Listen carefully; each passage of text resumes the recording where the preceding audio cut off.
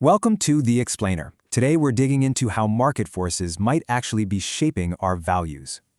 All right, let's jump right in. The whole argument really boils down to this one question. So the basic idea is this. Incentives have a huge impact on how we act, intended or not. Just think about welfare or drug laws.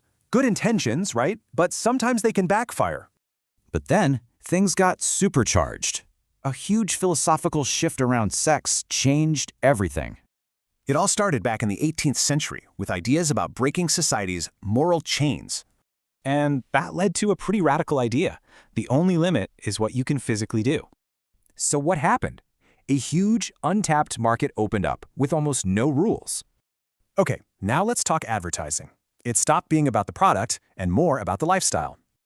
The new goal was to sell a dream, and they often used sex appeal to get you hooked.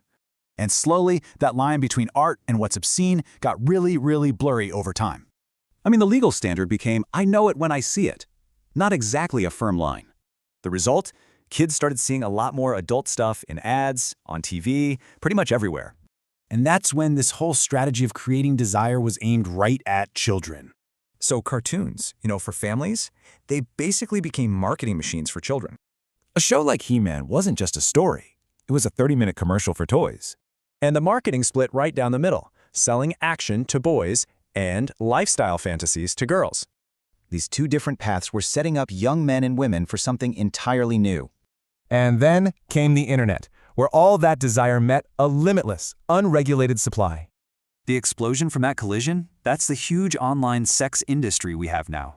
So with all this easy gratification, you have to wonder, what was the trade-off? The argument is that we traded things like community and family for consumerism and fantasy. And this trade makes it way harder to form real relationships and build a legacy. So it all comes down to one final question. What is the true cost of our desires?